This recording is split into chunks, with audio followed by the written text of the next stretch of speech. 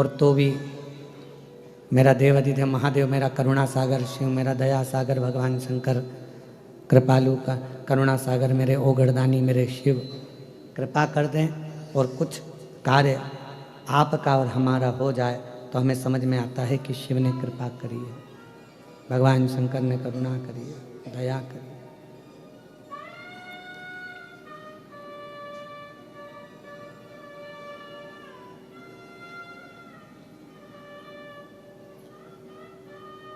विश्वास किसको कहते हैं? संत नामदेव जी का चरित्र स्मरण करिएगा कि विश्वास किसको कहा गया, भरोसा किसको कहा गया। मुझे दूसरे गांव में काम है, मुझे दूसरे गांव में जाना है, नामदेव नामा हरि विट्ठल को दूध का भोग लगा दे,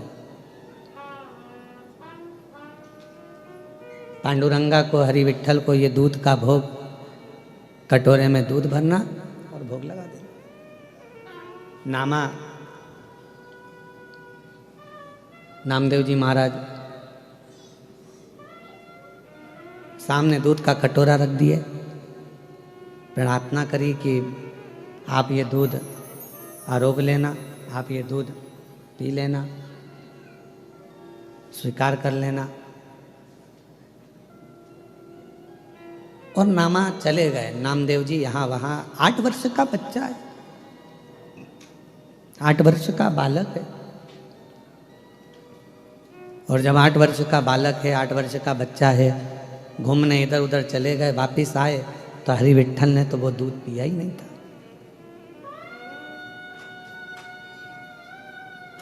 हरि विट्ठल तो वो दूध पिए ही नहीं।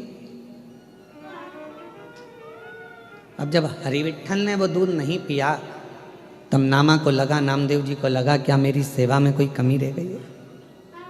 आप आए नहीं और सुबह हो गई, मेरी पूजा की थाली धरी की धरी, क्यों नहीं आए?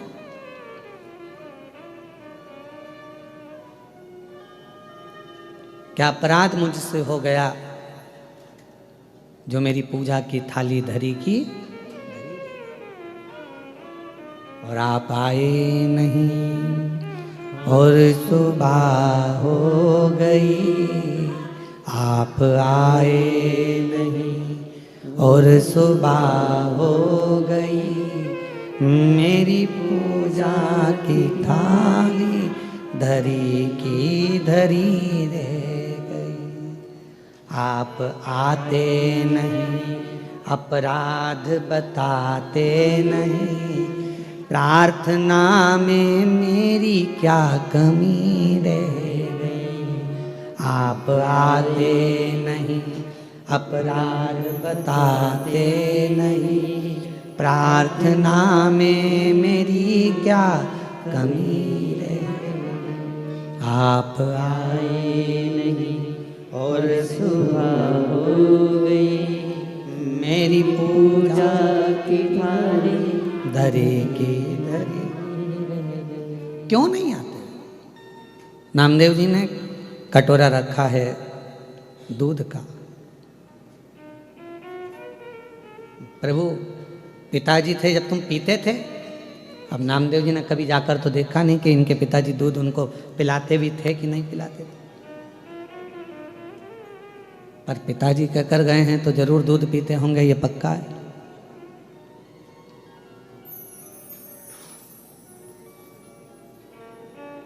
चांदी के कटोरे में दूध भर लाई, चांदी का कटोरा,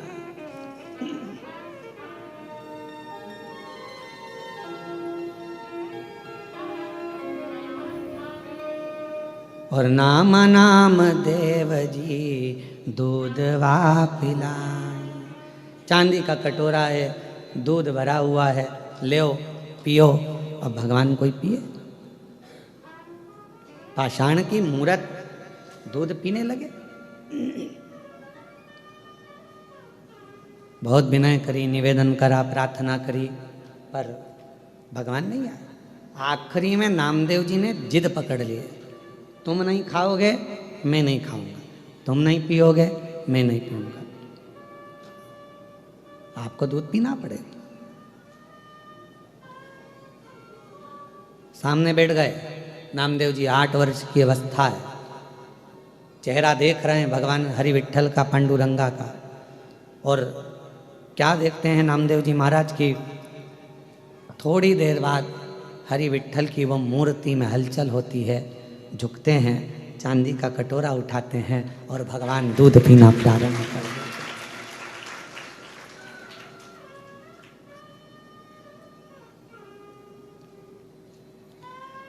दूध पियो मेरे गोविंद प्यारे, और दूध पियो मेरे गोपाल प्यारे, दूध पियो मेरे गोविंद प्यारे, दूध पियो मेरे गोपाल प्यारे। दूध का कटोरा भगवान उठाए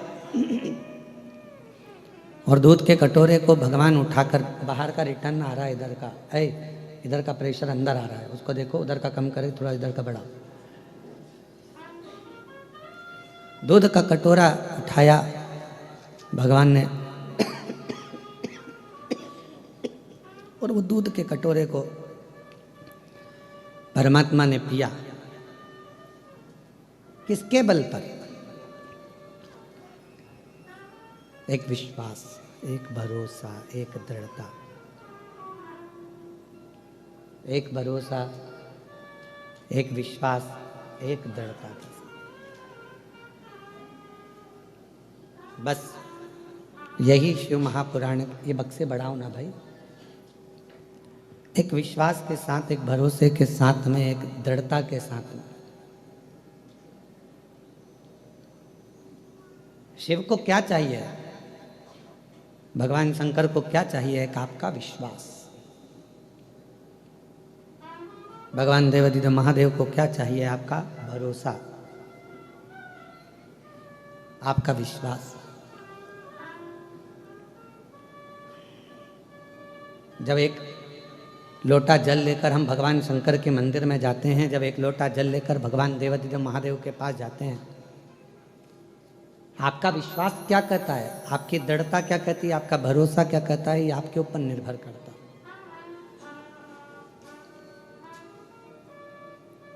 है। ऐसे तो माला फेरत जगमुहा और पंडित भयो ना कोई, पूरी जिंदगी माला पकड़ पकड़ कर बैठ गए और मालूम पड़ा कि भगवान मिला ही नहीं, तो क्या मतलब का माला फेरने से? और फिर कोई कहे कि हमने तो इतने जाप करे हैं, हमने इतने मंत्र जपे हैं, हमने इतनी माला जपी है, हमने इतना भजन करा है, हमने इतना कीर्तन करा है, हमने इतना मंत्र जाप करा, तो भगवान भी तो कह देगा करा तो सरी, पर मन से कितनी फेरी वो बता।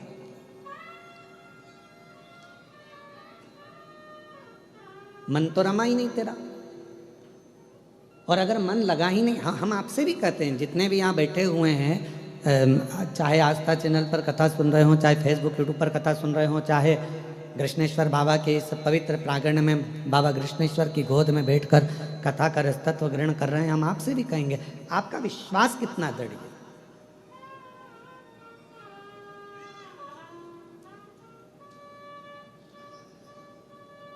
आपका भरोसा कितना दृढ़ है। ये जितने बाहर बैठे हैं और भी आप लोग भी जो अंदर बैठे होंगे, आप दरवाजे पर आके खड़े हो गए होंगे, तो आपने क्या सोचा होगा? विश्वास लेकर आए थे ना, भरोसा लेकर आए थे ना, कि कैसे भी अपन को अंदर जाने का मौका तो मिल ही जाए।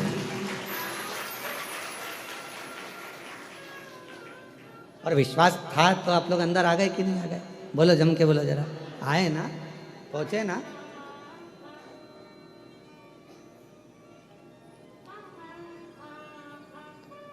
अब इतने नज़दीक तक आ गए हो, इतने पास तक पहुंच गए हो, शायद पहले किसी कथा के पंडाल में तुम इतने पास तो नहीं पहुंचे हो, यही पक्का है। तो जब तुम इतने नज़दीक तक आ गए हो, एक लोटे जल के बल पर खसकते खसकते खसकते खसकते खसकते खसकते तुम इतने करीब में आ गए हो, तो अब बाबा तुमको छोड़ने वाला है क्या? वो हाथ पकड़ लेगा तो फिर छोड़ता नहीं है, वो दूर नहीं है, अपने करीब में।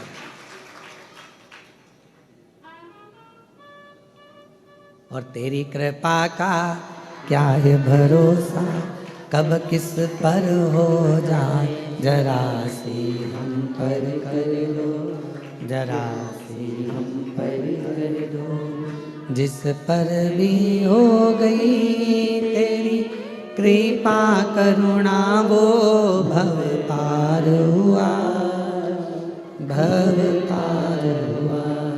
पापी हो चाहे जितना उसका भी बाबा उद्धार हुआ, उद्धार हुआ। गिद्ध अजामिल गणिका जैसे मेरे मन को भाए, जरा सी हम पर कर दो, जरा सी हम पर कर दो। तेरी कृपा का क्या है भरोसा, कब किस पर हो जाए, जरा सी हम पर कर दो, जरा सी हम पर कर दो। बाबा तेरी करुणा इतनी है, हमने सोचा नहीं, विचारा नहीं, हमने कभी इस बात को विचार नहीं करा कि हम इतने नज़दीक तक पहुंच जाएंगे, कथा का रस तक वो ग्रहण कर लेंगे, तेरी अविरल भक्ति को प्राप्त कर लेंगे।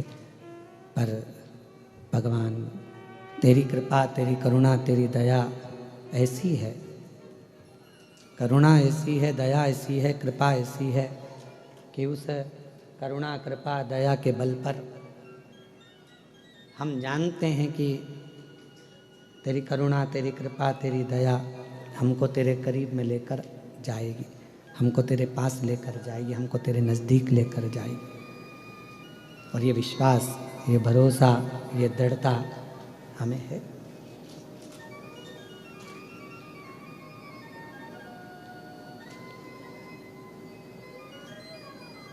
पार्वती जी, माँ सती जी, उमा, कात्यायनी, कुष्मांडा, स्कंदा, ये जितनी भी देवियां हैं, हम क्यों इनकी आराधना करते हैं? कभी आप लोगों ने विचार करा कि माता जी की हम लोग आद्य शक्ति दुर्गा भवानी की, माँ उमा की, माँ कात्यायनी की, चंद्रघंटा की, स्कंदा की, इन माताओं की आराधना हम क्यों करते? क्यों माँ अम्बा जगदम्बा की हम आराधना करते हैं? कभी आप विचार करें, करिएगा विचार। ऐसी कोई देवी नहीं है, ऐसी कोई माता, जगत जननी दुर्गा भवानी के जितने स्वरूप का आप दर्शन करेंगे, ऐसी कोई देवी नहीं है जिन्होंने शिव की आराधना नहीं करी।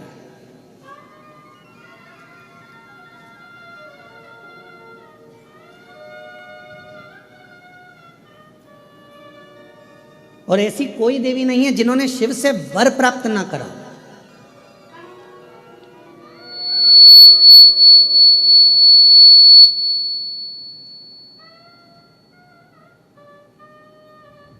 और सबसे बड़ा वर एक ही लिया माता रानी ने, जगत जननी दुर्गा भवानी ने, जगदम्बा ने, भगवान देवाधिदेव महादेव से जो वर मांगा, जो वर की कामना करी, तो उन्होंने एक वर सबसे प्रबल मांगा।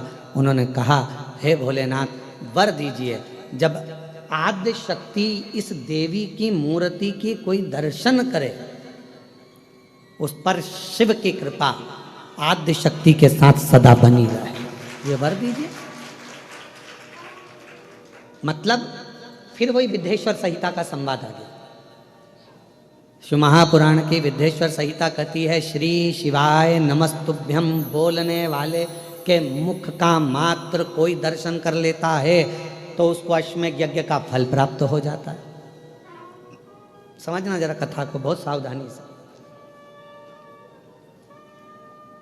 श्री शिवाय नमस्तुभ्यम का कोई मंत्र जाप कर ले और उसके मुख का मात्र दर्शन कर लो तो हमारे जीवन के सारे संचित पाप जितने भी हैं वो नष्ट हो जाते हैं।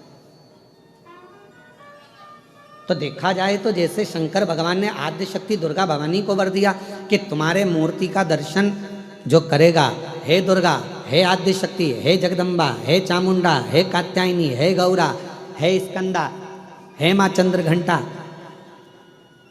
हे चिंतपूर्णी, हे मनसा, हे कांगड़ा, हे ज्वाला, हे वैष्णव, हे मैयर, जो तुम्हारे इस स्वरूप का दर्शन करेगा, जो मांगेगा वो फल उसको प्राप्त होगा।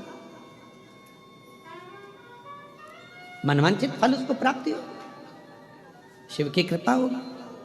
तो वही की वही बात तो यहाँ शिव महापुराण की विद्येश्वर संहिता में लिख दिया। विद्येश्वर संहिता में लिखा कि श्री शिवाय नमस्तुभ्यम का जाप करने वाले, श्री शिवाय नमस्तुभ्यम के मंत्र का उच्चारण करने वाले, श्री शिवाय नमस्तुभ्यम को बोलने वाले के मात्र मुख का दर्शन कर लीजिए। अगर मुख का दर्शन कर लिया तो हमारे जीवन के जितने संचित पाप हैं वो सब नष्ट हो जाते हैं और अश्वमेध यज्ञ का पुण्य फल हमें प्राप्त हो जाता है।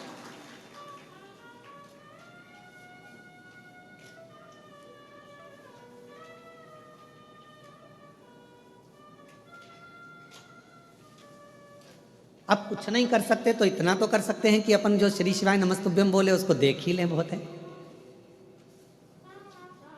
इसलिए शिव महापुराण की कथा में आपसे बारंबार श्री शिवाय नमस्तुभ्यम, श्री शिवाय नमस्तुभ्यम, श्री शिवाय नमस्तुभ्यम, श्री शिवाय नमस्तुभ्यम, श्री शिवाय नमस्तुभ्यम, श्री शिवाय नमस्तुभ्यम। क्यों शिव महापुराण में आपसे हम श्री शिवाय नमस्तुभ्यम मंत्र का जाप करवाते हैं, बारंबार मंत्र बुलवाते हैं? क्यों? क्योंकि आप जब मंत्र का जप कर कर कहीं से भी निकल कर जाओ, घर जाओ, परिवार में जाओ, किसी रोड पर से निकल कर जाओ, किसी मार्ग पर से निकल कर जाओ और आपके चेहरे का भी यदि कोई दर्शन कर ले और वो कोई अच्छे कार्य के लिए जा रहा हो तो आपके चेहरे का दर्शन करके उसका कार्य सफल हो जाए। ये श्री शिवाय नमस्तुभ्यम के मूल सार है।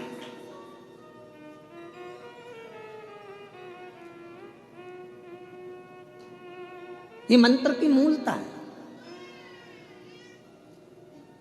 एक श्री शिवाय नमस्तुभ्यम मंत्र। तो यहाँ आद्य शक्ति दुर्गा भवानी वो कहते हैं ना कि आप व्यस्त हो तो समझ लो कि सबसे ज्यादा मस्त हो।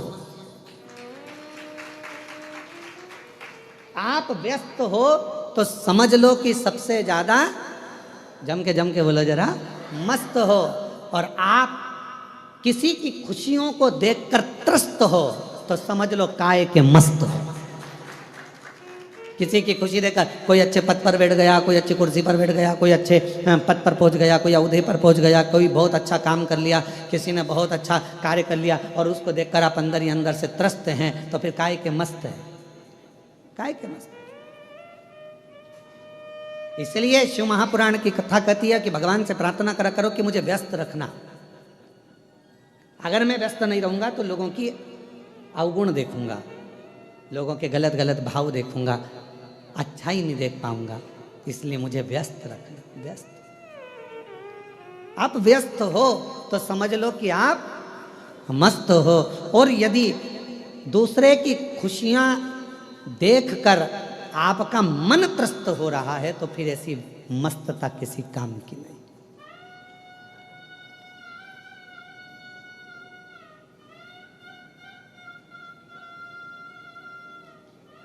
ऐसी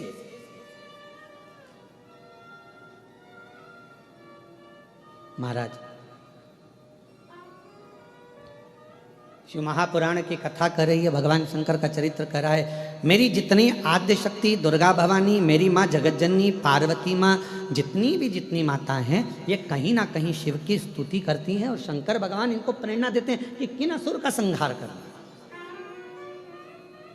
किन दुष्टों का संहार करना।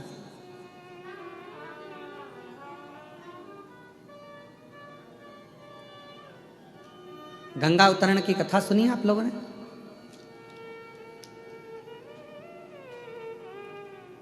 जम के बोलो, गंगा जी की कथा सुनी? गंगा जी कैसे आई थी, भागीरथ जी ने तप करा और भागीरथ बाबा ने तप कर 60,000 जो राख के ढेर थे उनकी मुक्ति के लिए गंगा जी को लेकर गंगा मैया पृथ्वी पर आई। और यदि आप कथा सुने तो अपन ने गंगा जी की कथा तो सुनी, पर कभी आपने सरयू माता की कथा सुनी कि सरयू जी जो राम जी की अयोध्या में बहती है, अवधपुरी में बहती है, उस माँ सरयू को लाने वाले कौन थे? माँ सरयू पृथ्वी पर कैसे आ गई? माँ सरयू थी कौन? ये सरयू माता कौन थी? कहाँ रहती थी? कैसे आ गई पृथ्वी पर? कभी इसका स्मरण आपने किया?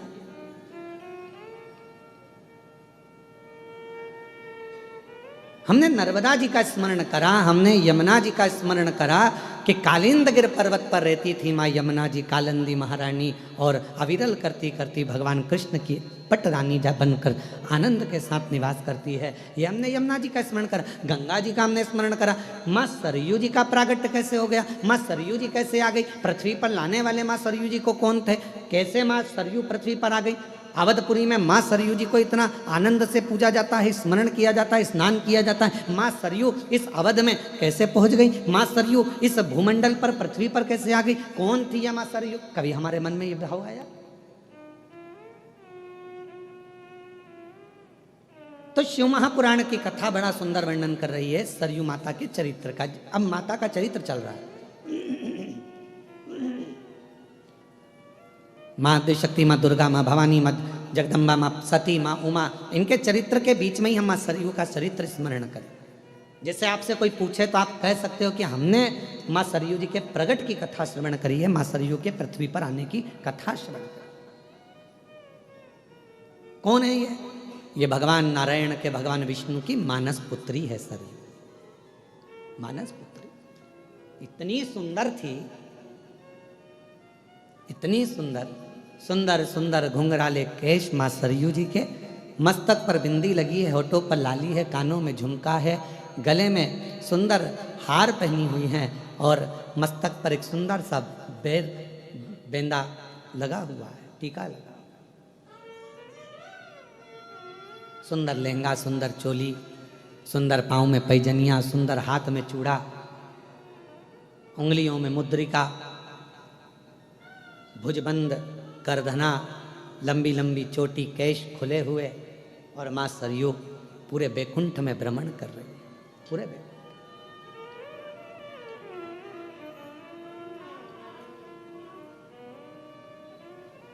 पूरे बैकुंठ में भ्रमण कर रही है। और भ्रमण करती करती माँ सरयू आज अविरल आनंद के साथ कभी ब्रह्मलोक चली जाती हैं, कभी बैकुंठ लोक चली जाती हैं, कभी गौलोक चली जाती हैं, कभी इंद्र के पास चली जाती हैं, कभी कहीं भगवान नारायण की मानस पुत्री है, भ्रमण करती रहती है।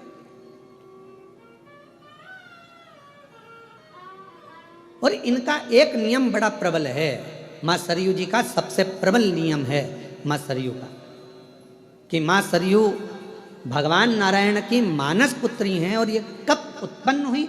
जिस समय पर भगवान विष्णु, भगवान नारायण, भगवान शंकर की ध्यान मुद्रा में बैठे हुए थे और उनका स्मरण कर रहे थे, उनके स्मरण के उस भाव के जल से ही माँ सरयू का प्रागट्य। भगवान नारायण की मानस पुत्री मन से प्रकट हुई है, भ्रमण कर रही हैं। स्कंद पुराण का ये चरित्र वर्णन करता है। माँ सरयू जी कभी ब्रह्मलोक जाती हैं, कभी भगवान बैकुंठ लोक में भ्रमण करती हैं, कभी गौलोक में भ्रमण करती हैं, सुंदर आनंद के साथ में मंत्र जाप करती जाती हैं, शिव नाम नारायण नाम करती जाती है।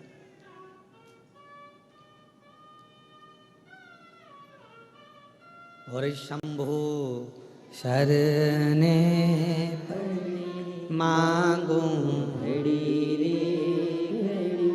दुख काटो, दया करीन दर्शन ओ शंभु शरण मांगू घड़ी रे, दुख काटो दया करीन दर्शन। माँ भ्रमण कर रही है बैकुंठ में, माँ भ्रमण कर रही है ब्रह्मलोक में, माँ सरयू भ्रमण कर रही है गौलोक धाम में, और बड़े आनंद के साथ घूम रही थी। तभी वशिष्ठ बाबा ने देखा कि भूमंडल पर जीव पाप से ग्रसित हो रहा है, और इस पाप से ग्रसित व्यक्ति के जीवन में यदि एक बार भी कोई ऐसे स्वरूप का दर्शन हो जाए कि जिसके दर्शन करते से ही जीवन के सारे पाप नष्ट हो जाएं, तो वो कौन हो सकती है? अब वशिष्ठ बाबा ने तप किया, और वशिष्ठ ऋषि ने तप कर वशिष्ठ बाबा जब तप करने लगे, ब्रह्म ऋषि वशिष्ठ जी जब तप करते हैं और तप करते करते उनके ध्यान में आया कि एक है भगवान नारायण की पुत्री, मानस पुत्री सरयू, जिसका केवल स्वरूप का भी अगर कोई दर्शन कर लेगा तो उसके पाप संचित समाप्त हो जाएंगे। ऐसी सरयू को जाना, सरयू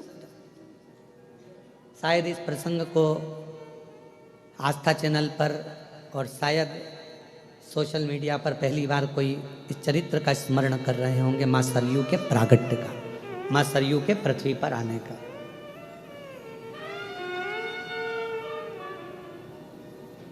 कि माँ सरयू पृथ्वी पर कैसे आई, और संपूर्ण को आप लोगों के लिए ये पितृपक्ष का सबसे सुंदर आनंदमय कथा प्रसंग है, जिस प्रसंग को सुनकर आपके पितृ भी तृप्त होंगे और आप भी तृप्त होंगे। वशिष्ठ बाबा ने तप किया, ब्रह्म ऋषि वशिष्ठ तप कर रहे हैं, किसको मैं लेकर आऊं, किसका स्वरूप का दर्शन करूं जिससे संचित पाप नष्ट हो जाए मनुष्य के।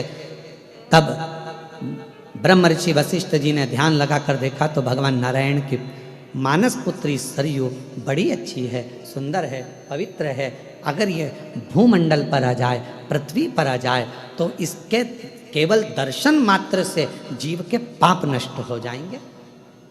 इसको लेने के लिए जाना पड़ेगा,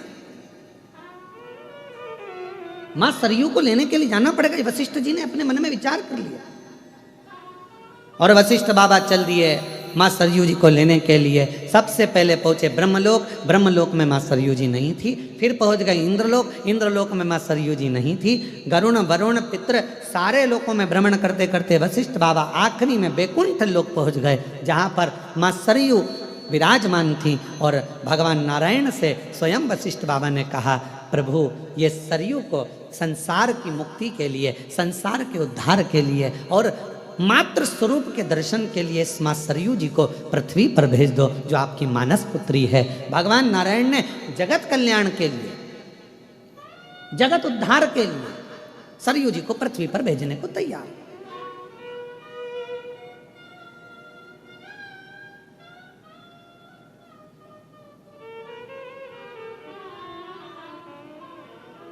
अब कई लोगों के मन में एक प्रश्न आता है, गुरुजी इस प्रसंग का शिव पुराण से कौन सा संबंध है?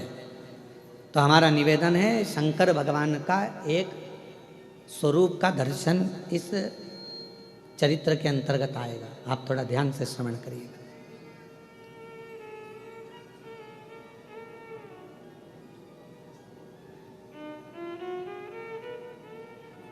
सरयू जी को दे दीजिए, ठीक है, ले जाओ। एक सड़क, एक शिक्षक, ये दोनों जहां हैं वहीं रहते हैं, पर इनके पास आने वाले को ये मंजिल तक पहुंचाते रहते हैं। कौन कौन? जम के बोलो जरा। सड़क और शिक्षक। शिक्षक वही नौकरी कर रहा है, स्कूल में पढ़ा रहा है, उसको वही तनख्वाह मिल रही है, 25,000, 50,000, 30,000, 20,000, जो उसको मिलती है, उससे हमें कोई मतलब नहीं। पर शिक्षक वही है, शिक्षक वही पहनावा पहन रहा है, वही पैंट, वही शर्ट, वही साधारण सा जीवन जी रहा। और शिक्षक वही है, वही 25, 30, 10, 20 हजार रुपये महीना कमा रहा है, 40, 50 हजार रुपये महीना कमा रहा है। पर वो शिक्षक के पास जो जाता है, शिक्षक वही रहता है, पर शिक्षक अपनी शिक्षा के माध्यम से अपने शिष्य को कहीं कलेक्टर, कहीं एसपी, कहीं डीएसपी, कहीं कमिश्नर बना देता है। वो वही है, पर उसके जो शिष्य हैं वो उच्च पद पर पहुंच जाते हैं, उनको उनकी मंजिल मिल जाती है। सड़क का काम भी यही है, रोड का काम भी यही है। सड़क क्या करती है? सड़क वहीं पर है। सड़क कहीं कहीं क्या है? बैरुल की सड़क बैरुल में है, अमरावती की अमरावती में है। सड़क कहीं कहीं क्या, पर उस सड़क पर अभी वो हमारा वो हितेश कह रहा था, कौन सा एक्सप्रेस बना है नारखेड़े जी? हाँ, समृद्धि एक्सप्रेस बना। तो वो बोल रहे थे, हितेश कहने लगे, गुरुजी एक समृद्धि एक्सप्रेस बना है। तो तो मैंने कहा कहाँ है, तो कहा वो नागपुर से ऐसा गया मुंबई के लिए और बहुत अच्छा बना। हमने कहा रोड गई क्या, तो कहा नहीं गुरु जी रोड तो वही है, बस मंजिल गई है, केवल मंजिल, रोड वही है। रोड और शिक्षक वहीं रहते हैं, कहीं नहीं जाते। उसी स्कूल में नौकरी करना है उसको, सड़क को वहीं रहना है, बेरुल में सड़क को वहीं रहना है, जलगांव में सड़क को वहीं रहना है, अमरावती में, पर उस पर जो चलता है वो अपनी मंजिल तक पहुंच जाता है। शिक्षक के पास जो आता है वो अपनी मंजिल तक पहुंच जाता है। कोई एसपी, कोई कमिश्नर, कोई कुछ बन जाता है उच्च पद पर। आप और हमको पढ़ाने वाला कोई शिक्षक ही तो है ना, जो आज आप और हम इस जगह पर बैठे हुए हैं। और कभी कभी वो शिक्षक मिलता है जिसने पढ़ाया, तो आप क्या देखते हो, वो वही है, वो वही है, वो वही साधारण जीवन जी रहा है, ट्यूशन पढ़ा रहा है, रिटायर हो गया पर पढ़ा रहा है, वो वही है। और आप और हम कहाँ पहुँचे, तो कहा कोई कलेक्टर बना, कोई आईजी बना, कोई कमिश्नर बना, कोई तहसीलदार बना, कोई इंस्पेक्टर बना, कोई पटवारी बना, कोई ये बना, कोई वो बना, सब उच्च उच्च पद पर पहुँच गए और वो शिक्षक वहीं की वहीं रहा, रोड वहीं की वहीं रही। उसी रोड पर चलकर लोग कृष्णेश्वर पहुंच जाते हैं, और उसी रोड पर चलकर लोग रामेश्वर पहुंच जाते हैं, और उसी रोड पर चलकर लोग सोमनाथ पहुंच जाते हैं। रोड नहीं बदली, ना शिक्षक बदले, पर मंजिल शिक्षक ने भी दी है और रोड ने भी दी है। आज वशिष्ठ बाबा क्या कर रहे हैं, ब्रह्मर्षि वशिष्ठ जी क्या कर रहे हैं, एक उच्च शिक्षक का पद अदा कर रहे हैं। एक वशिष्ठ बाबा अच्छी रोड का पद अदा कर रहे हैं कि मैं भले संसार सागर में रहूं ना रहूं, पर अगर सरयू पृथ्वी पर आ गई और माँ सरयू अगर पृथ्वी पर आ गई तो जो इसका दर्शन करेगा वो कृतार्थ होता चले जाएगा, उसका पाप नष्ट होता चले जाएगा, वो पापों से मुक्त होता है। तो कर क्या रहे हैं, ये भी तो शिक्षक का काम कर रहे हैं, ये भी तो रोड का काम कर रहे हैं। तो एक रोड और एक शिक्षक कहीं नहीं जाते, वहीं रहते हैं, पर अपने आने वाले जीवों को वो कल्याण कर देते हैं। शिव महापुराण की कथा क्या कर रही है,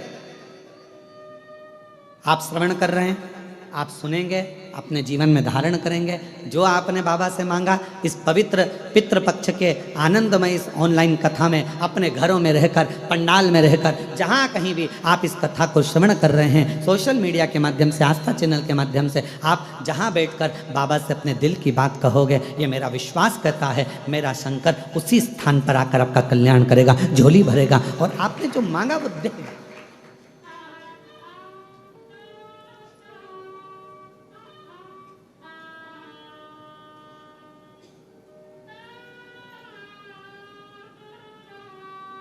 जो तुमने मांगा है वो देगा। और महादेव नमन चरणों में स्वीकार कीजिए, सबका किया है मेरा भी उद्धार कीजिए, उद्धार कीजिए।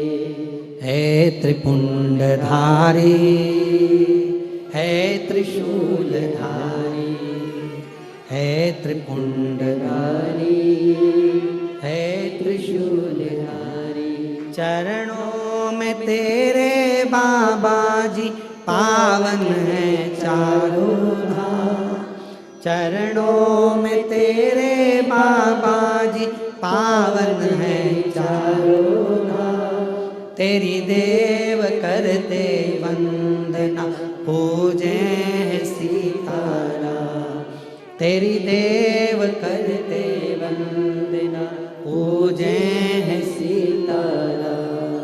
हो जाए पूरी कामना, हो जाए पूरी कामना, उपकार कीजिए, सबका किया है मेरा उद्धार कीजिए, उद्धार कीजिए। है त्रिपुंडधारी, है त्रिशूलधारी, है त्रिपुंडधारी, है त्रिशूलधारी। बाबा इतनी कृपा, इतनी करुणा करिए, इतनी दया करिए, इतनी करुणा करिए। रोड अपना काम कर रही है, शिक्षक अपना काम कर रहा है, एक माता पिता अपना काम करते हैं, उपदेश देना, समझाना, बच्चों को ज्ञान देना, समझ जाए तो उसकी जिंदगी बन जाए।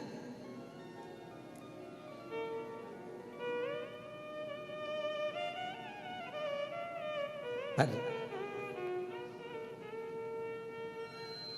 एक होता है माली और एक होता है पुजारी।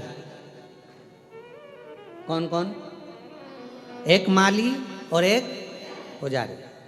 सही निर्णय देना रहे हो बेलूर वालों, उत्तर बिल्कुल सही देना हो, सोच समझ के देना, अच्छे से देना। बाहर वाले भी जरा ध्यान लगाना है। तुम ये मत सोचना कि मैं तुमको देख नहीं रहा हूं, ध्यान में उत्तर सही देना। एक माली है और एक पुजारी है। माली का काम क्या है? पौधा लगाना, जल डालना, खाद डालना और उसमें अच्छे अच्छे फूल उत्पन्न करना, ठीक है। पुजारी का काम क्या है? फूल लाना, तोड़कर भगवान की माला बनाना, श्रृंगार बनाना, भगवान को पूजन करना, श्रृंगारित करना, ठीक है। अब उस फूल का सबसे ज्यादा पुण्य माली को मिलेगा कि पुजारी को मिलेगा? है माली को। बहुत बढ़िया, नजर उतर वाले ना, बिल्कुल सही बोल रहे, बिल्कुल सही बोल रहे। किसको मिलेगा? माली को। क्यों? क्योंकि माली ने उस फूल को अपने पुत्र की तरह रखा है। पहले बच्चा की तरह पहले पौधा लगाया, पौधा लगाकर उसको धीरे धीरे बड़ा करा और धीरे धीरे बड़ा करने के बाद में वो जो फूल है उसको संजोया, संजोने के बाद उसको फिर वो लेकर चला। वो एक गाने की लाइन याद आ गई, भंवरे ने खिलाया ले गया राज, भंवरे ने खिलाया फूल को ले गया राज। और कभी कभी एक प्रसंग इसके साथ में जुड़ा हुआ भी याद आता है। एक प्रसंग बड़ा सुंदर याद आता है कि एक भंवरे ने एक गोबर के कीड़े से कहा, क्या दिन भर गोबर में पड़ा रहता है, चल मेरे साथ में तुझे लेकर चलता हूँ, अच्छे अच्छे फूलों में तुझे ले जाऊंगा। गोबर का कीड़ा बोला, यार कहाँ मैं जाऊंगा, तू मुझे कहाँ लेकर जा? नहीं नहीं चल मैं तुझे घुमा के लेकर। और भंवरे ने गोबर के कीड़े को उठाया और उठाकर एक फूल में ले जाके रख दिया। अब कैसी लगी सुगंध? अरे बहुत जोरदार, आनंद आ गया, बड़ी प्रसन्नता हो गई, खुश हो गया। अब तू फुल एंजॉय कर यहाँ पे। हो भंवरा तोड़ के चले गया, रात को फूल बंद हो गया। अब गोबर का कीड़ा उसमें फंस गया उसी के अंदर। अब इतने में किसी ने उस फूल को तोड़ लिया, तोड़कर मंदिर में ले गया, भगवान के चरणों में उसको चढ़ा दिया। सवेरे वो फूल खिल गया, चढ़ा हुआ, उसमें से गोबर का कीड़ा निकला, वापिस उस फूल में चला गया। मंदिर में चढ़ा हुआ फूल दूसरे दिन निर्माल्य बन गया, उसको किसी ने उठाया, गंगा जल में ले जाकर विसर्जन कर दिया। भंवरा उड़ते उड़ते नाली उस गोबर के कीड़े के पास आया, कहाँ है मेरा दोस्त, कहाँ है माय बेस्ट फ्रेंड, कहाँ है? ढूंढता ढूंढता ढूंढता ढूंढता और उस गोबर के कीड़े के पास पहुंच गया। गंगा के जल में वो फूल पर था। उस कीड़े से पूछा, भाई तू कैसा महसूस कर रहा है? गोबर के कीड़े ने कहा, तेरा जैसा दोस्त अगर किसी को मिल जाए तो गोबर में से निकाल कर गंगा तक पहुंचा देता है, गोबर में से निकाल कर गंगा तक पहुंचा देता है। कोई ऐसा सदगुरु हमारी जिंदगी में भंवरे की तरह आता है, भ्रमर करता करता करता करता हम संसार के उसी गोबर में पड़े हुए हैं, काम आसक्ति वासना लोभ तृष्णा झूठ प्रपंच सब में फंसे हुए हैं। उसमें से एक कोई सदगुरु भंवरे के रूप में आएगा, तुम्हें निकालेगा, कहीं कथा में ले जाकर बिठा देगा, मन लगेगा, फिर धीरे से तुम्हें शिव जी के मंदिर तक पहुंचा देगा, एक लोटा जल चढ़ाने में लगा देगा। एक लोटे जल चढ़ाते चढ़ाते एक दिन तुम्हें परमात्मा की शरणागति का सुख दिला देगा। वो समझ लेना कि कोई मिला जिसने हमें परमात्मा तक भेज दिया। और भंवरे ने खिलाया ले गया राज, भंवरे तू कहना ना भूल भूल मेरा हो गया इधर, भंवरे ने खिलाया फूल फूल को ले गया राज। अब ये भंवरे के भीतर वो गोबर का कीड़ा जो लगा, गोबर का कीड़ा जो गया, गोबर के कीड़े के कितने प्रसन्नता होगी कि मैं कभी जिंदगी में गंगा के जल में जाता क्या, कभी मैं गंगा जल तक पहुंचता क्या, पर अच्छी मित्रता, अच्छा दोस्त, अच्छी संगत, अच्छे व्यक्ति तो मैं अच्छाई की ओर ले जाकर छोड़ देता। पर गोबर के कीड़े में कम से कम एक अकल तो थी कि वो वापस गोबर में नहीं आया। नहीं तो आज के व्यक्ति को कितना, अभी एक जगह पर हम गए थे, वहाँ पर वो नशा मुक्ति केंद्र, हम अभी कथा करने हैदराबाद गए तो कहा गुरुजी ये 5 मिनट के लिए आना है, तो हम गए वहाँ नशा मुक्ति केंद्र में। तो हमने उनसे पूछा क्यों ये सबकी छूट गई, कि हाँ गुरुजी आधों की छूट गई, आधों की छूटने वाली है। अच्छा, हमने कहा ठीक है, जिनकी छूट गई उनको मिला दो हमसे। हमने कहा भैया कहाँ से आए हो, तो कोई कहा कि हम बीजापुर से आए हैं। अच्छा, ठीक है। फिर कोई बोला वहाँ से आने, ठीक है, छोड़ दी।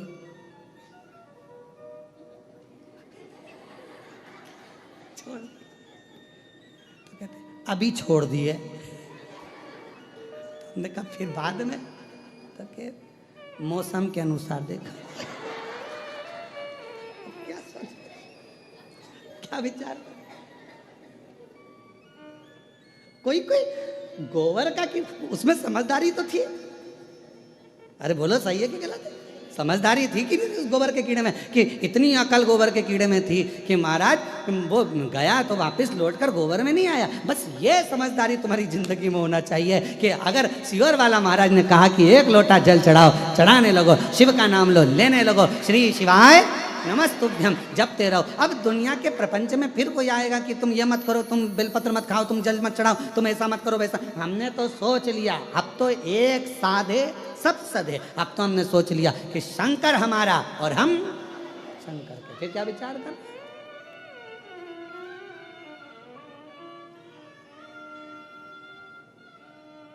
एक भजन का पर्चा यशराज पंडित जी के पास हो दिया, तो वो एक जो हम सोच लिए, जो हम विचार कर लिए, जो हम मन में सोचे विचार कर,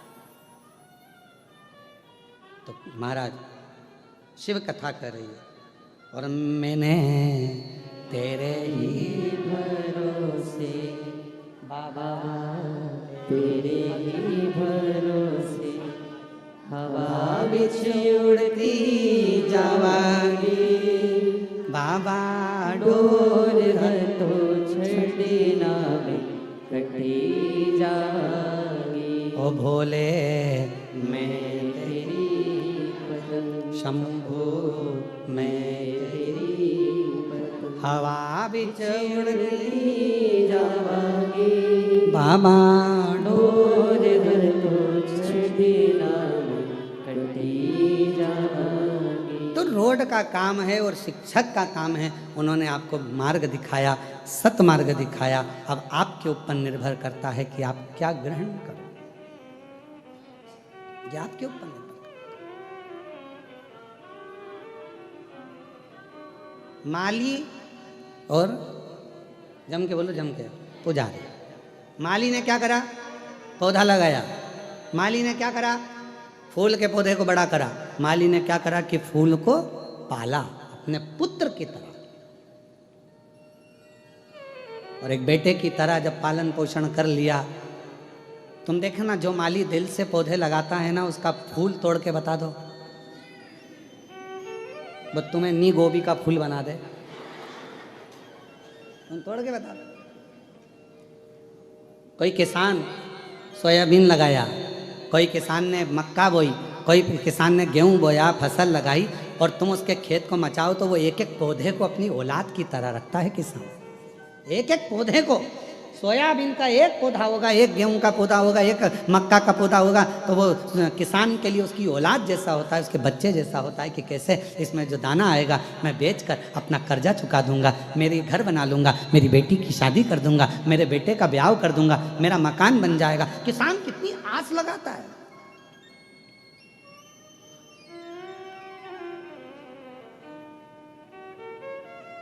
एक किसान कितना सोचता है कि वो जरा सा सोयाबीन आएगा ना, मैं इतना इतना कम, तो उसने आस जोड़ कर रखी, उसने विश्वास जोड़ कर रखा, विश्वास रखा।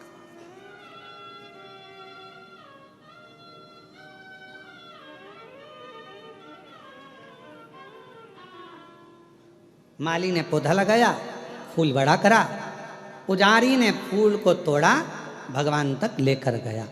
मेरे बेलूर की जीजाओं ने बहुत अच्छा जवाब दिया कि सबसे ज़्यादा पुण्य किसके खाते में जाएगा? माली के खाते में। क्यों? उसने अपने पुत्र के भाव से उसको संजोया है, और पुत्र को संजो कर उसने परमात्मा तक ले जाने के लिए छोड़ दिया है। बीच में मझधार जो बना है, बीच में सेतु जो बना है, बीच में जो मंजिल तक पहुंचाने वाला बना है, वो पुजारी।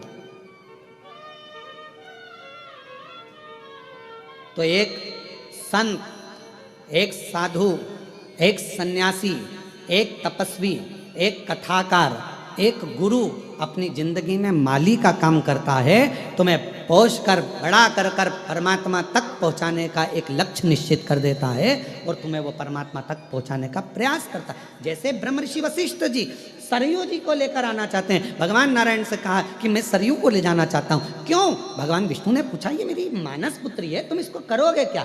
क्यों लेकर जा रहे हो? पृथ्वी पर क्या काम आएगी है? तो ब्रह्मर्षि वशिष्ठ बाबा ने कह दिया कि मैं इनको इसलिए लेकर जा रहा हूँ कि संसार के लोग इनका दर्शन कर कर अपने पापों को त्याग दें, पापों से मुक्ति मिल जाए।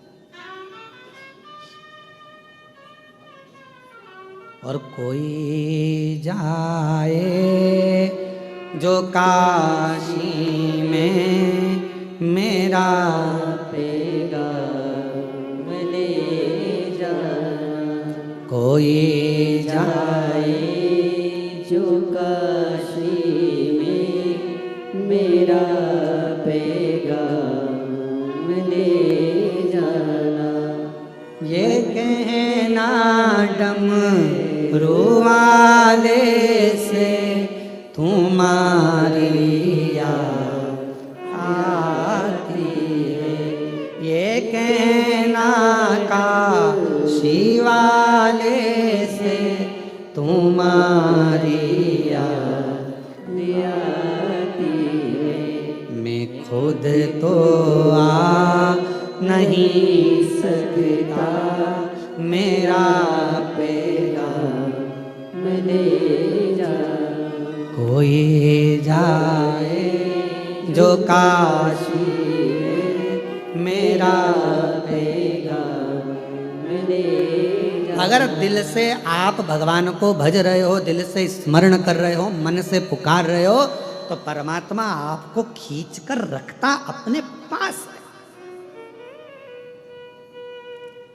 ये सोपान दत्तात्रेय जी नारखेड़े बैठे हैं अपनी धर्म पत्नी जी के साथ में, सुलभा जी के साथ, और हमारे ये श्री राजेंद्र आनंद राव पाटिल जी बैठे हैं अपनी धर्म पत्नी ज्योति राव पाटिल जी के साथ, या ज्योति जी के साथ।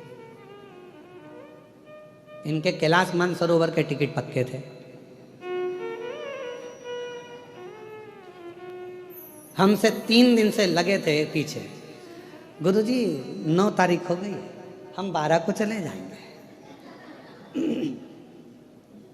फिर बोले गुरुजी 10 तारीख को, फिर बोले हम 11-12 को चले जाएंगे। 11 तारीख को फिर बोले हम 12 को चले जाएंगे।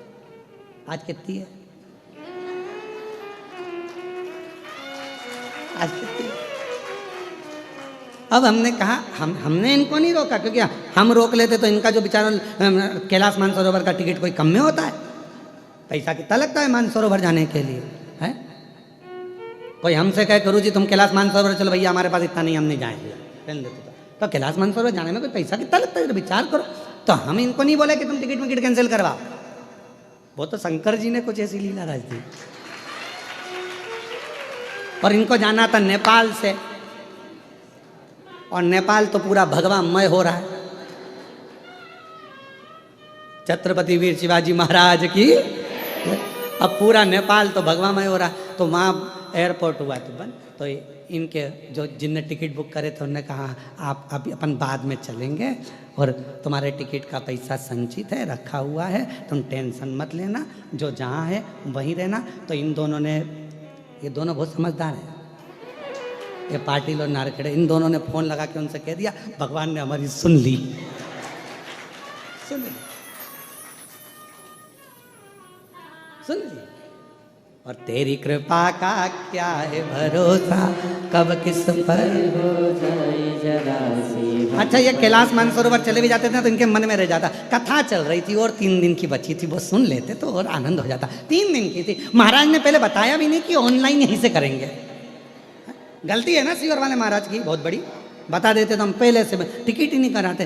तो तुम चिंता मत करो, अब सौंप दिया इस जीवन का सब भार तुम्हारे हाथों में। तो तुम्हारा टिकट कराना, कैंसिल कराना, तुम्हें बुलाना नहीं बुलाना, शंकर भगवान ने कहा जब मैं कैलाश से यहाँ आके बैठा हूँ तो तू कैलाश जाके करेगा क्या, ये बता। शिव जी तो उन्होंने कहा तुम जब मैं यहाँ आ गया, हमने पहले भी कथा में कहा जहाँ कथा होती है 12 ज्योतिर्लिंग और कैलाश पर विराजमान मेरे शंकर भगवान, जहाँ शिव महापुराण की कथा होती है 7 दिन तक मेरा शंकर भगवान विथ फैमिली वहीं पर निवास करते हैं। वहीं और अकेले वो भी नहीं रहते, अपने गणों के बिना। इसलिए तुम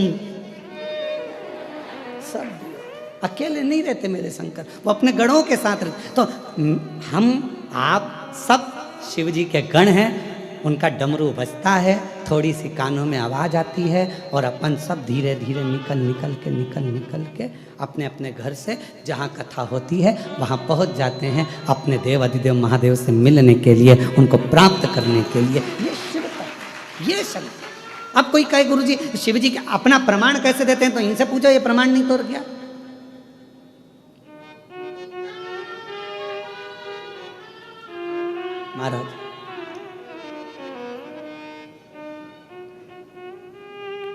महाराज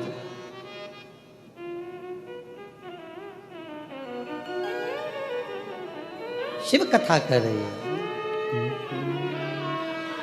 चंदा सजाए भोले मस्तक पे तेरे, चंदा सजाए भोले मस्तक पे तेरे। वशिष्ठ बाबा से पूछा कि सरयू जी को लेकर आप जा रहे हो,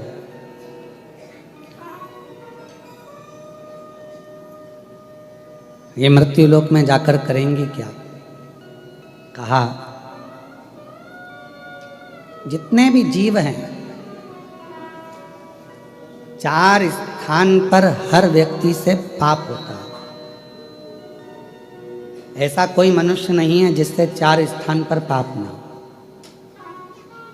दुनिया का कोई व्यक्ति कह दे कि हम सबसे ज़्यादा पवित्र हैं, हमने जिंदगी में कोई पाप नहीं किया, समझ लेना पक्का झूठेला है।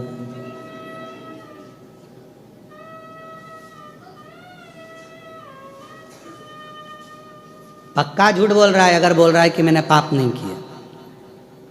4 स्थान पर हर व्यक्ति से पाप होता है। पहला, झाड़ू लगाते समय छोटे छोटे जीव मर जाते हैं, उसका पाप माथे चढ़ता है। दूसरा, पानी भरते समय, कपड़े धोते समय, नहाते समय छोटे छोटे जीव मर जाते हैं, उसका पाप माथे चढ़ता है।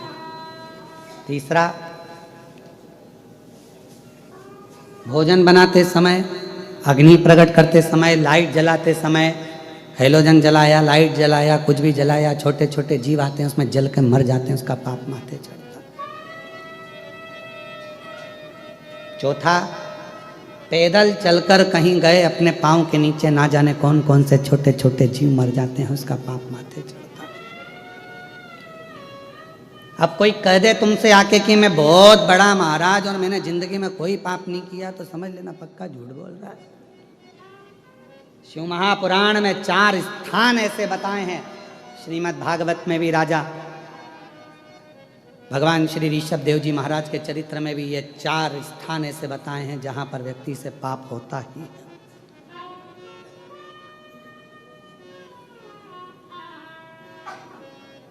अब तुम मुंह हाथ नहीं धोगे क्या? जम के तो बोलो, धोगे ना, कोई जीव तो जाता है। कपड़े नहीं धोगे क्या? धोगे, जीव तो जाता है। झाड़ू नहीं लगाओगे क्या? लगाओ। तो यही तो ब्रह्मर्षि वशिष्ठ जी के मन में यही तो प्रश्न रहा कि हर व्यक्ति के सिर पर पाप की गठरिया बंधी है, प्रत्येक व्यक्ति पाप की गठरिया को ढो रहा है। और यदि वो भूलवश भी जिन माँ सरयू जी को मैं पृथ्वी पर लेकर जा रहा हूं, अगर वो सरयू जी का दर्शन कर लेंगे। ये सरयू माता नदी के रूप में नहीं थी, ये तो स्त्री के रूप में थी। नदी तो बाद में बनी, अभी आप चरित्र श्रवण करेंगे। नदी जब बनी वो पहले तो स्त्री का स्वरूप। मैं इनको लेकर जा रहा हूं, ये कई पापियों के पाप को काट दे। कई भगवान नारायण बड़े प्रसन्न हो गए कि अगर आप जन कल्याण के लिए लेकर जा रहे हो, जनमानस के उद्धार के लिए लेकर जा रहे हो, पूरे जगत के कल्याण के लिए लेकर जा रहे हो, तो ले जाओ इसको, उसमें क्या दिक्कत है। जीव का कल्याण हो, इससे बढ़कर सुख और क्या है। कभी आप लोग कुबेरेश्वर धाम आए तो बाबा कुबेरेश्वर धाम पर यदि आप आए तो आप दर्शन करें। वहाँ कुबेरेश्वर बाबा के धाम पर नित्य प्रति रोज प्रतिदिन भोजन भंडारा चलता है। 50,000 60,000 भक्त रोज का प्रसाद पाता है, रोज का।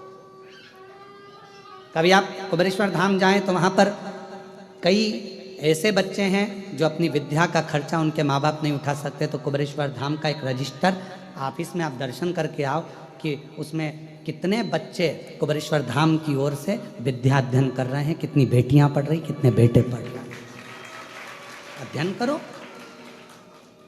कभी मौका मिल जाए तो कुबेरेश्वर धाम अभी एक नया क्रम प्रारंभ करने वाला है थोड़े दिन में, कि प्रतिदिन एक बेटी का विवाह, लड़की वाले लड़के वाले 25-25 दोनों आ जाएं, 50 लोग एकत्रित हो जाएं, उनके भोजन की व्यवस्था, उनके दहेज की व्यवस्था सारी कुबेरेश्वर धाम से हो और उनका मंगल विवाह कर कर कुबेरेश्वर धाम से विदा कर दिया जाए, क्योंकि वो उनके पिता का घर है।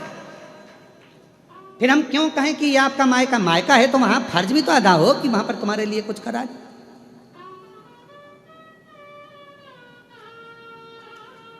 कितना सुंदर प्रसंग। आप लोग कभी कृष्णेश्वर बाबा के, जब मैं कहूँगा आस्था चैनल पर जितने लोग भी कथा श्रवण कर रहे हैं, कभी जिंदगी में मौका लगे 12 ज्योतिर्लिंग में से कृष्णेश्वर बाबा का दर्शन करने के लिए आप वेरुल आइए, महाराष्ट्र आइए और दर्शन करो। किसी भी ज्योतिर्लिंग के शिखर पर आप कभी भी शंकर भगवान को नंदी पर बैठा हुआ नहीं देखोगे। केवल कृष्णेश्वर महादेव 12 ज्योतिर्लिंग में से एक हैं, जिनके शिखर पर स्वयं भगवान शंकर मां पार्वती जी के साथ नंदी पर बैठकर जा रहे हैं।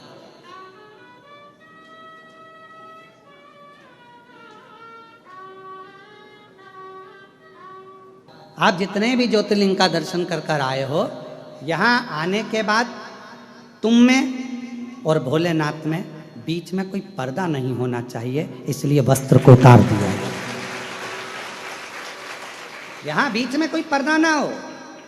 तो फिर एक प्रश्न खड़ा हो जाता है कि पुरुषों के लिए ऐसा भाव? हाँ, क्योंकि माँ जब वस्त्र धारण करती है तो वो माँ उसकी करुणा और उसकी वात्सल्यता का वस्त्र पहनती है। जिस वात्सल्यता के वस्त्र में उसके हृदय में और शिव के भाव में कोई पर्दा नहीं रहता, इसलिए नारी को वस्त्र का भाव बढ़ने, पर पुरुष के लिए ऊपर का वस्त्र उतारना, क्योंकि हृदय से परमात्मा के बीच में, आत्मा और परमात्मा के बीच में कोई पर्दा नहीं होना चाहिए, कोई पर्दा।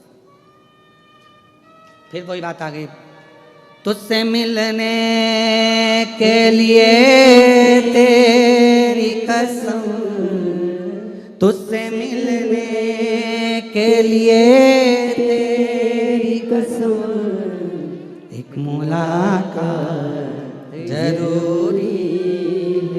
बीच में कोई पर्दा नहीं, ये आत्मा और परमात्मा, इसलिए इस पर्दे का क्या मोल। ये 12वां ज्योतिर्लिंग है। 12 ज्योतिर्लिंग में से किसी ज्योतिर्लिंग के ऊपर शंकर पार्वती नंदी पर बैठकर जाते हुए नजर नहीं आते, पर कृष्णेश्वर महादेव के शिखर पर, शिखर में शिव पार्वती नंदी पर बैठकर जा रहे हैं। मतलब अब शंकर पार्वती जी कह रहे हैं, तेरे 12 ज्योतिर्लिंग जब पूर्ण हो जाते हैं तो शिव और पार्वती तेरा कल्याण करने के लिए तुझे नंदी पर बिठा कर ले जाते हैं। क्यों चिंता? यहाँ से हमारी गंतव्य यात्रा पूर्ण हो जाती है। 12 ज्योतिर्लिंग पूर्ण, अपनी गाड़ी में बैठो, घर जाओ। 12 ज्योतिर्लिंग पूर्ण हो गए, अपने अपने घर को जाओ।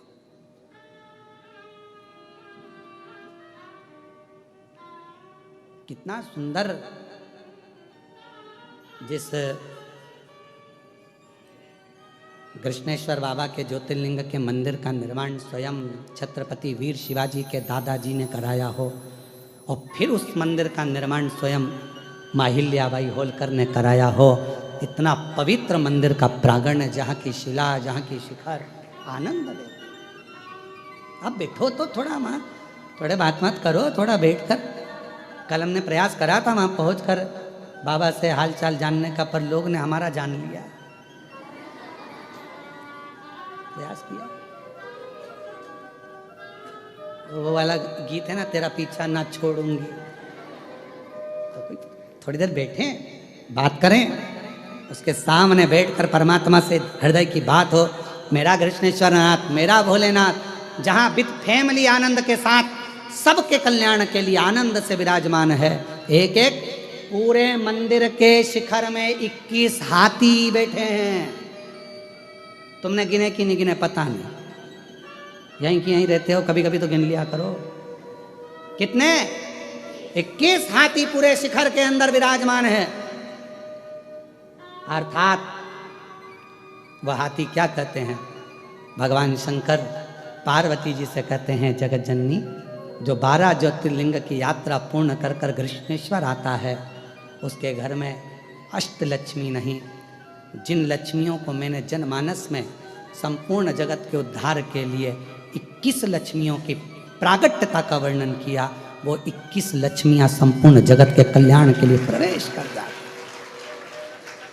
अब वो दर्शन कर रहे हैं, हाथी बनाए, गज बनाए, गज बनाए, हाथी बनाए, पर उस स्थान पर जब दर्शन करेंगे वो हाथी नहीं, स्वयं लक्ष्मी उस पर विराजमान होकर अलग अलग मार्ग से, तुम जहां निवास करने वाले हो, चाहे तुम पूरब में रहो, पश्चिम में रहो, उत्तर में रहो, दक्षिण में रहो, तुम जहां जाओगे तुम्हारे पीछे पीछे वो गज लक्ष्मी तुम्हारे पीछे पीछे आएगी और तुम्हारा भंडार भर कर जाएगी, क्योंकि कृष्णेश्वर बाबा का तुम दर्शन कर कर जाओ।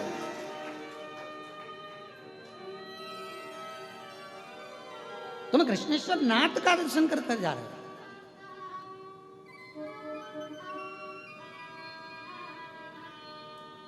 एक एक बिंदु का स्मरण करो।